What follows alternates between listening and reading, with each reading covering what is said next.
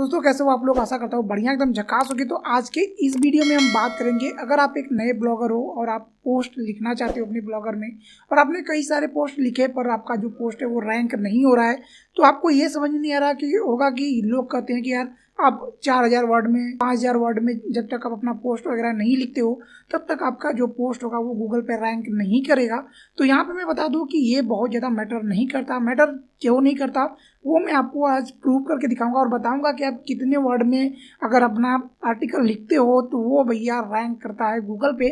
तो सिंपली जैसे कि मान लो मैं आता हूँ गूगल पे आने के बाद मैं यहाँ पे सर्च करता हूँ हिंदी राइटिंग स्टोरी। मैंने सिंपली एक हिंदी राइटिंग स्टोरी मैंने यहाँ पे सर्च कर दिया। उसके बाद जो यहाँ का सबसे पहला जो वेबसाइट है वो जो रैंक के ऊपर आया उसको मैं ओपन करता हूँ। तो यहाँ पे अगर आप इसको ओपन होते देखेंगे तो यहाँ पे जो इन्होंने जो भी बंदा है जो इसने भी लिखा हुआ है वो यहाँ पे इसने पूरा भर करके पूरा लिखा हुआ है भाई को 5-6 हज़ार वर्ड में लिखा हुआ है। उसके बाद इनकी जो वेबसाइट है वो फर्स्ट रैंक पे आ रही है और यहाँ पे इन्होंने अच्छी अच्छी कहानियाँ वगैरह लिख रखी है। अगर आप पढ़ना चाहो तो पढ़ सकते हो।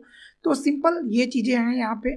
तो अगर आप एक बहुत बड़ा लिख सकते हो आर्टिकल वगैरह तो आप लिखो, उसमें प्रॉपर इमेज वगैरह डालो। और उसके बाद अगर मान लो आप एक बायोग्राफी लिखते हो, सिंपली आप बायोग्राफी लिखते हो, हीरो पे लिखते हो, किसी पॉलिटिक्स पे लिखते हो, जिस चीज़ पे भी लिखते हो, तो मान लो सिंपल हमने यहाँ पे सोनू सूद की बायोग्राफी यहाँ पे सर्च कर दी इन हिंदी में।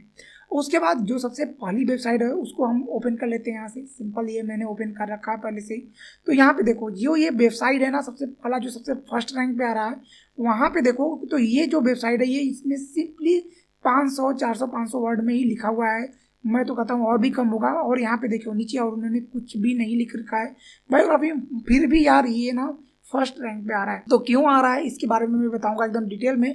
और देखो उसी प्रकार से सोनू सूद की जो बायोग्राफी है वो मैंने दूसरा वेबसाइट जो ओपन किया जो सेकेंड टॉप में आती है वो, तो यहाँ पे इसने बहुत सारा लिखा हुआ है फिर भी ये फर्स्ट में नहीं आ रही है, बट ये भैया सेकेंड में आ रही है। उसके बाद इसी प्रकार से तीसरा है, तीसरे ने भी बहुत ज़्यादा लिखा हुआ है, उसके बाद भी ये थर्ड पे आ रहा है। तो ऐसा क्यों कि ये फर्स्ट में आ रहा है? तो यहाँ पे इन्होंने ध्यान देने वाली बात ये है कि जो जिसने भी इस वेबसाइट में ये आर्टिकल वगैरह लिखा है उसने बहुत ही बारीकी से काम किया है। बारीकी से काम ये किया है क्योंकि इन्होंने जो इनका कीवर्ड है सोनू सूद, ये जो नाम है इसी को इन्होंने अपना एक कीवर्ड बना लिया है। सोनू सूद की जीवनी, ये दो चीज़ों को इन्होंने अपना कीवर्ड बनाया हुआ है और इस कीवर्ड को इन्होंने बार बार रिपीट किया है। देखो जैसे सोनू सूद की जीवनी, सोनू सूद, ये जहाँ भी है वहाँ जहाँ भी सोनू सूद का नाम आया वहाँ पे उन्होंने उसे भैया हाईलाइट कर दिया है। और उसी प्रकार से कोई भी बंदा आता है तो उसको पहले देखता है और पढ़ता है।